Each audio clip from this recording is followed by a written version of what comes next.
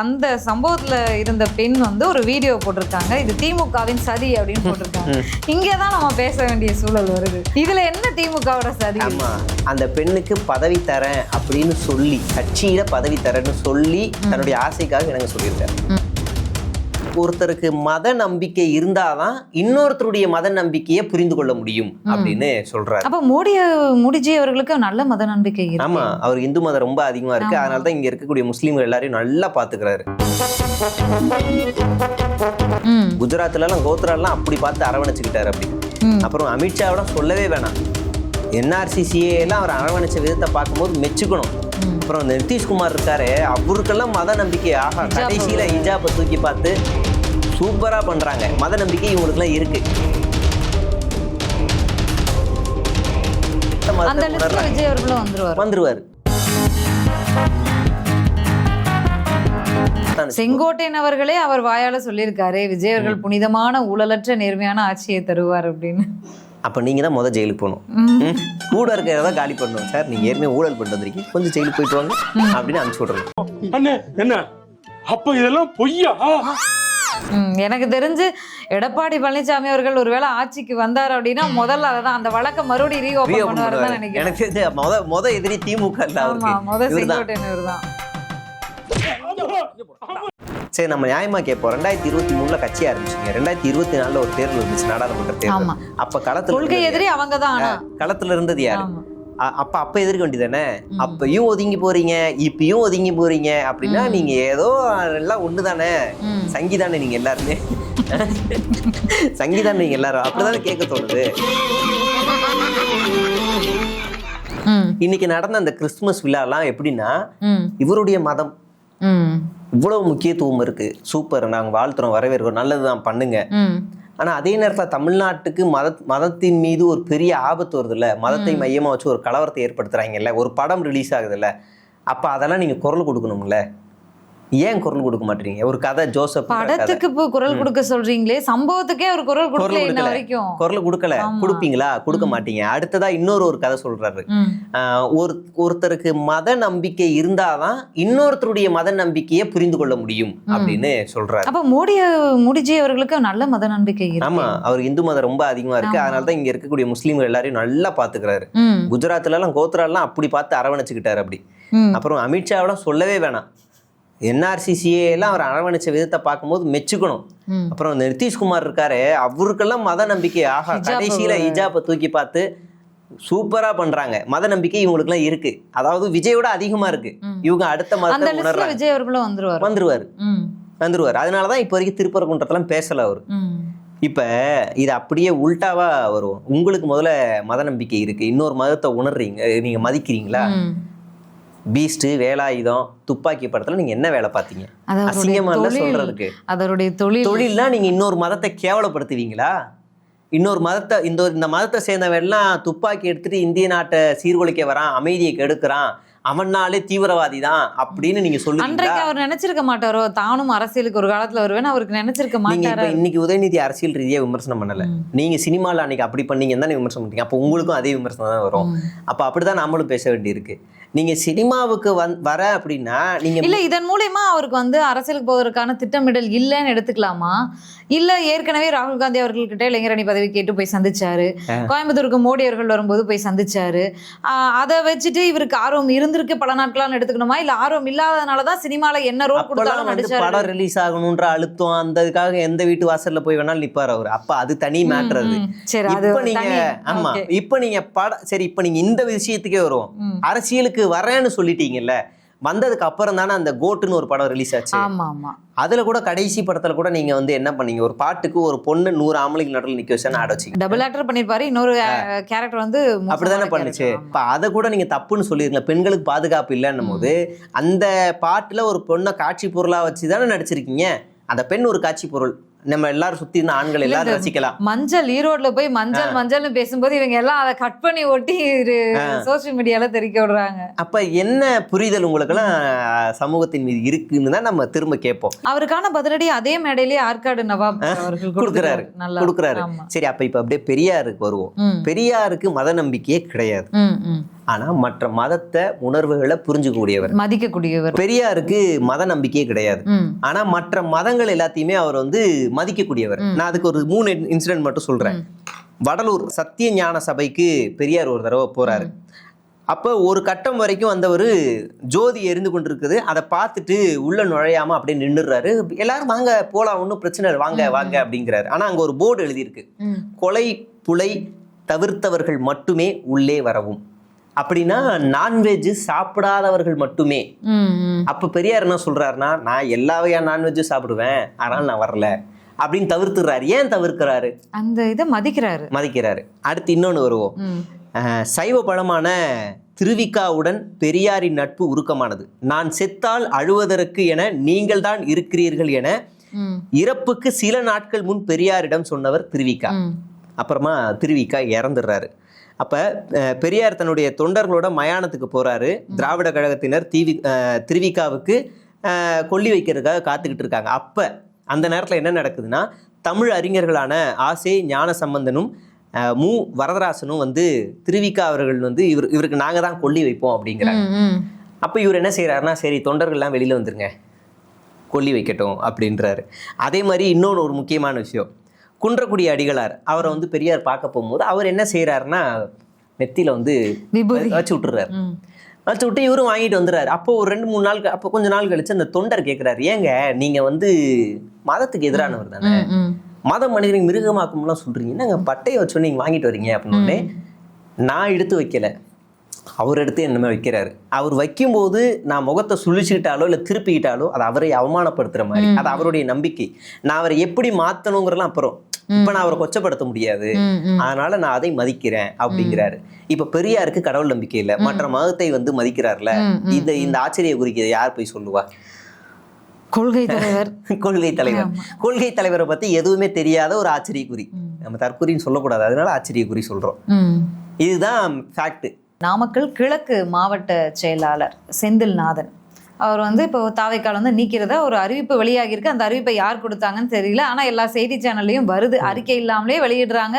இது எனக்கு வந்து எனக்கு தெரிஞ்ச ஒரு 9 வருஷம் ஊடகத்தில் பணியாற்றிருக்கேன், எனக்கே இது ரொம்ப வித்தியாசமா இருக்கு. ஏன்னா ஒரு அறிக்கை அஃபீஷியலாக அந்த கட்சியிலேருந்து வந்த பிறகுதான் செய்தியில வெளியிடுவாங்க, ஆனால் அறிக்கையே வராமல் செய்தியில வெளியிடுறாங்க. அப்படிங்கும்போது எனக்குமே இது ஷாக்கிங்காக தான் இருக்கு. ஆனால் பணியிடை நீக்கம் செஞ்சுருக்காங்க.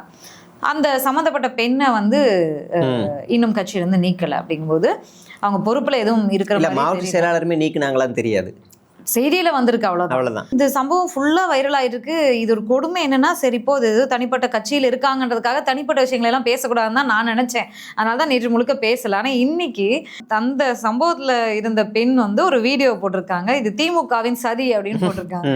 இங்கதான் நம்ம பேச வேண்டிய சூழல் வருது. இதுல என்ன திமுகவோட சதி? ஆமா, அதாவது இந்த அம்மாவுக்கு வந்து இப்படி ஒரு அஃபேர் இருக்குது. அதாவது இது ஏன் விமர்சனம் பண்ணணுன்ற பாயிண்ட் முதல்ல சொல்லிடுவோம். இப்ப அந்த பொண்ணுக்கும் விருப்பம் இருந்து அவருக்கும் விருப்பம் இருந்து 2 பேரும் திருமணம் ஆனவர்கள், வேற திருமணம் ஆனவர்கள், ஆனாலும் இவங்களுக்கு விருப்பம் இருக்கு அப்படின்னா அது அவங்க 2 பேர் பிரச்சனை, அது குடும்ப பிரச்சனை, நம்ம பேச வேண்டிய அவசியம் இல்லை. அந்த பெண்ணுக்கு விருப்பம் இல்லாம அவர் போய் நிர்பந்தப்படுத்தினா கூட நம்ம பேச வேண்டிய அவசியம் இல்லை. இங்க ஏன் நம்ம விமர்சனம் வைக்கிறோம்னா, அந்த பெண்ணுக்கு பதவி தரேன் அப்படின்னு சொல்லி, கட்சியில பதவி தரேன்னு சொல்லி தன்னுடைய ஆசைக்காக என்னங்க சொல்லியிருக்காரு, அப்ப நம்ம விமர்சனம் வைக்கலாம், தப்பு கிடையாது. அப்ப இந்த விமர்சனங்களை நம்ம வைக்கிறோம். இந்த பெண் வந்து சொல்ற குற்றச்சாட்டு இருக்குல்ல, என்னமோ இவங்க வந்து நான் ஒரு 4 வருஷமா திமுக காரர் வந்து இவர் வீட்டு எதிர்க்கல வீடை வாடகைக்கு எடுத்து தினமும் ஜன்னல் வழியா பைனாகுலர்ல பாத்துக்கிட்டு ஓகே வந்துட்டாங்க, ஓகே கரெக்டா இவர் உள்ள போகும்போது ரஷ்யா உக்ரைன் போர் நடந்துகிட்டு இருக்கும்போது அந்த ட்ரோன்லயே வந்து அடிச்சு சுட்டிருக்காங்க, ட்ரோன் மூலியமாவே ஷூட் பண்ணிருக்காங்க எங்கேயோ இருந்து, அந்த மாதிரி இருக்கு. அந்த மாதிரி இவங்க ஒரு 10-100 ட்ரோனை இவங்க வீட்டு வாசல்ல இது பறக்க விட்டு வேவு பார்த்து இவங்களை தூக்கி, இதெல்லாம் நியாயமான இதுவா, இப்படி சாத்தியமா? அதெல்லாம் சாத்தியமே கிடையாது. அப்ப இது மாதிரி வருது. சரி, இந்த இன்சிடென்ட் நடந்துருச்சு, நம்ம விமர்சனங்களும் வைக்கிறோம். எனக்கு தெரிஞ்சு இந்த இன்சிடென்ட் வந்த உடனே ஃபர்ஸ்ட் எனக்கு இந்த வீடியோ எல்லாம் வருது, நான் டக்குன்னு ரிவீல் பண்றேன், என்னடா இது இப்படி பண்றீங்க அப்படின்னு. அடுத்ததா இவர் புசி கூட விஜய் கூட அந்த பெண் கூட நின்று போராட்டம் நடத்துறது, பெண்களுக்கு பாதுகாப்பு இல்லைன்னு ஒரு போராட்டம் நடத்தின போட்டோ கட்சியில என்னென்ன பேனர் நிகழ்ச்சிகள் நடத்தி எல்லா போட்டோவும் ட்வீட் பண்ணி இந்த நபர் பாத்துக்கோங்க, இவர் தாவேக்காரர் தான், நாளைக்கு மாவட்ட செயலாளர் தான், நாளைக்கு இவர் கட்சி இல்லைன்னு கூட சொல்லுவாங்க, நல்லா பாத்துக்கோங்க அப்படின்னு நான் சொல்லிட்டேன். செய்தி வருது, ஒரு சேனல் பீல ஆரம்பிக்கிற ஒரு சேனல், அது கரெக்ட் தான், அந்த பேர்ல தான் ஆரம்பிக்கணும். அந்த சேனல் சொல்லுது, இவர் மாவட்ட செயலாளர் இவர்தானா இந்த வீடியோவில் இருப்பது என உறுதிப்படுத்தப்படவில்லை, ஒருவேளை உறுதிப்படுத்தும் பட்சத்தில் இவர் மீது நடவடிக்கை எடுக்கப்படும். எவ்வளவு அயோக்கியத்தனம், எவ்வளவு முள்ள மாதிரித்தனம். அந்த பொண்ணே வீடியோ போடுது இவர் தான் அப்படின்னு. ஏதோ பெரிய அசம்பாவிதம் நடக்கிறதுக்குள்ள வீட்டுல இருந்து தடுத்துட்டாங்கன்னு வேற நடக்க இருந்துச்சு, அதை தடுத்துட்டாங்க, தவறாக இது பண்ணப்பட்டு அப்படி எல்லாம் சொல்லுது. சரி, இது யாரா இவர் மேல நடவடிக்கை எடுத்தாங்கன்னு புசியோட பேஜுக்கு போனா ஜெயநாயகன் செகண்ட் சிங் ரீட்வீட் பண்ணி வச்சிருக்காரு. அப்ப அவர் வெளியிடல. விஜயோட போஸ்ட்டுக்கு போனா எதுவும் காணோம். யாராவது ஒருத்தர் கட்சிக்குள்ள சேர்ந்துட்டு அந்த நேரத்துல 4 பேர் சேர்ந்தாங்கல்ல, அறிவிப்பு வெளியாகி அது அப்படி உதிக்கிறாங்க. போட்டோ கீட்டோ அறிக்கை என்னென்னமோ வருது. செங்கோட்டையன் சேரும்போது விஜய் வீடியோவே போடுறாரு, செங்கோட்டையன் நான் சேர்ந்துட்டாரு, ரொம்ப சந்தோஷம். அந்த அளவுக்கு கூட வேணாம், ஒரு அறிக்கை ஒண்ணுமே இல்ல. இது எல்லா கட்சியிலும் நடைமுறையில தான் இருக்கு. எல்லா கட்சியிலும் இந்த மாதிரி சம்பவங்கள் நடக்கும். செங்கோட்டையன் வெளியே வந்தபோது அவங்க கட்சியில இருந்து அறிவிப்பு வெளியாகும். ஆமா, செங்கோட்டையனை கட்சியை விட்டு தூக்குனப்ப எடப்பாடி பழனிசாமி அறிக்கை விட்டாரு. ஆதவர்ஷன் கட்சியை விட்டு தூக்குனப்ப இவரு அறிக்கை வெளியிட்டாரு. அதே மாதிரி நிர்மல் கட்சியை விட்டு வெளியில வந்தப்ப இவங்க தான் அறிக்கை வெளியிட்டாங்க. இப்படி அந்த கட்சிக்குள்ள இணைஞ்சிருக்காங்கல்ல, அவங்க எல்லாருக்குமே அறிக்கை வெளியில இருக்கு, ரெடியா இருக்கு. அப்ப இவங்க கட்சியில இருந்து வெளியில போனா, இது வரைக்கும் இங்க நடவடிக்கை எடுக்கப்பட்டு வெளியில போன யாருக்குமே அறிக்கையை வெளியிடல இவங்க. ஆனா சேர்ந்தா 100 அறிக்கை வெளியிடுறாங்க. சேர்ந்தா 100 அறிக்கை, என்னடா இது அப்படின்ற மாதிரி நம்ம ஆச்சரியமா பார்க்க வேண்டியிருக்கு. யாராவது இன்ஸ்டாகிராம் இன்ஃப்ளூயன்சர்ஸ் யாரை சேர்த்தாலும் இவங்க அறிக்கை விடுவாங்க. அப்ப இது இப்போ ஒரு கட்சிக்குன்னு ஒரு செய்தி தொடர்பாளர் இருப்பாங்க. ஆமா, இருக்காங்க இங்கேயும். எல்லாருக்கும் ஏதாவது ஒண்ணுன்னா சேர்த்துடலாம். ஆனா இந்த கட்சியில மட்டும் தான் தகவல் தொடர்பாளரா இருப்பாங்க. ஏன்னா அவனுக்கே இந்த பொசிஷனுக்கு யாரையாவது போட்டா மாட்டிப்பான். ஏன்னா அவனுக்கே தெரியாது விஜய் எந்த மூட் ஸ்விங்ல இருக்காருன்னு. வருவாரா மாட்டாரா, பேசுவாரா மாட்டாரா, அறிக்கை வெளியிடுவாரா மாட்டாரா, என்னைக்கு வருவார், என்ன பேசுவார், இப்போ எந்த இடத்துல இருக்காரு, பட்னப்பாக்கம் வீட்டில் இருக்காரா இல்லை பாலவாக்கம் வீட்டில் இருக்காருன்னா அவனுக்கே தெரியாது, ஏன் புசிக்கே தெரியாது. அப்படின்னும் போது அந்த கட்சிக்கு செய்தி தொடர்பாளர் போடுறலாம் சிக்கல். அதனால இவங்களுக்கு என்னன்னு தெரியாம திடீர்னு நியூஸ் சேனலுக்கு பரவுது. யார் கொடுத்துருப்பா? இந்த மீடியாலாம் என்ன செய்யுது? எவ்வளோ மோசமான நிலைக்கு போயிருக்கு. யார் கொடுத்துருப்பா? ஒரு கட்சி மாநாடு நடக்குதுன்னா ஓகே, ஒரு சேனலும் 10 லைவ் போடுறீங்க, பேசாமல் மேலே போட்டுருங்க பெய்டு, இது கட்சிக்காக விளம்பரத்திற்காக செய்யக்கூடிய லைவ் அப்படின்னு போட்டுருங்க, நாங்கள் பார்த்துட்டு போயிடுறோம். இன்னமும் அதுலேயும் அதே பீல ஆரம்பிக்கிற சேனல் வீட்டு கதவை மட்டும் 1 மணி நேரம் லைவ் போடுது.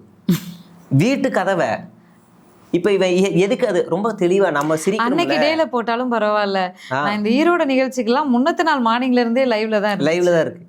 நம்ம சிரிக்கிறோம்ல, அதுல என்னன்னா ஒரு வியாபாரம் இருக்கு. விஜய் வீட்டோட கதவு மட்டும் லைவ் போட்டா அப்பனா விஜய் கதவு திறக்க போகுதுன்னு பார்த்துக்கிட்டே இருப்பான். வேலைக்காரன் வந்தா கூட விஜய் வந்துட்டாரா அப்படின்னுவான். இல்ல, நீங்க சொன்ன அந்த சேனல் லாஸ்ட் புதுச்சேரி நிகழ்ச்சியில நினைக்கிறேன், கதவை திறந்து வேலைக்காரர் வெளியே வந்தார், அவர் இப்ப சென்று விட்டு கதவை சாத்தி விட்டாருலாம் செய்தி அப்படி எல்லாம் வருது. விஜய் கீழே குனிஞ்சு செருப்பை போட்டாருன்னு கூட போடுவான். அப்ப குனிஞ்சு செருப்பு போடாம எப்படி தலையை காலை தூக்கி தலை மேல வச்சா போடுவாங்க, இப்படிலாம் செய்தி போடுறாங்க. அப்ப இது எவ்வளவு மோசமான நிலைக்கு போயிருக்கு பாருங்க இந்த சேனல் எல்லாமே. எந்த ஒரு அறிவிப்பும் அஃபிஷியலா வராம நாளைக்கு அவன் சேனல் மேல கேஸ் போடுறான்னா எங்க போய் வைப்ப? நான் நடவடிக்கை எடுக்குவேன்னு சொல்லவே இல்லை, நீயே செய்தி போட்டான்ட்டானா என்ன பண்ண? இப்போ வரைக்கும் அவர் எடுக்கவே இல்லை. அப்ப அவன் ரொம்ப சேஃப் சோனா இருக்கான் அந்த ஆளு. அஃபிஷியலா வரல, பாலியல் குற்றவாளியை காப்பாத்திருக்காங்க, ஒரு மோசமான ஆளை காப்பாத்திருக்காங்க. பெண் வீடியோல பேசும்போது திமுகவின் சதி அப்படி இப்படின்லாம் சொல்லியிருக்காங்க. பிளஸ் நான் பொதுச் செயலாளர் புசி ஆனந்த் அவர்கிட்ட போன்ல பேசினேன், அவர் இன்னும் என்ன நீக்கல அப்படின்னு தான் சொன்னாரு அப்படிங்கிற ஒரு தகவலும் அவங்க சொல்றாங்க. ஆமா, அப்ப அந்த பெண்ணை நீக்க வேண்டிய அவசியம் இருக்கா இல்லையா நமக்கு தெரியல. இல்ல, நமக்கு அந்த கட்சியை நீக்கணும் நீக்க கூடாதுன்றது நம்ம முடிவு சொல்ல முடியாது. ஆனா இப்படி ஒரு சம்பவம் நடந்திருக்கு, நீங்க என்ன நடவடிக்கை எடுத்திருக்கீங்க? அப்ப இது முடியுதா? இந்த இன்சிடென்ட் தீயா பரவுது, ஒட்டுமொத்த சோசியல் மீடியா மெயின் ஸ்ட்ரீம் எல்லாத்துலயும் பரவுது. சாயங்காலம் அவசரமா ஒரு கூட்டம் பட்னப்பாக்கம் வீட்டுல, அந்த கூட்டத்துல புசி ஆனந்த் கலந்துக்கல, மற்ற நிர்வாகிகள் எல்லாம் கலந்துக்கிறாங்க. இதை மறைச்சே ஆகணும், ஒரே அசிங்கமா போச்சு, கேவலமா போயிடுச்சு, மறைச்சே ஆகணும். ஓகே, ஒன்றும் பிரச்சனை இல்லை, நாளைக்கு முக்கியமான ஒரு 4 பேரை கட்சிக்குள்ள சேர்த்துடலாம், இது மறைஞ்சிரும். அப்படிலாம் ஒன்றும் பெரிய வைப்ரேஷன்லாம் ஒன்றும் இல்லை. நாளைக்கு மறுநாள் பெலிக்ஸ் எல்லாரும் சேர்ந்துட்டாங்க 4 பேர்.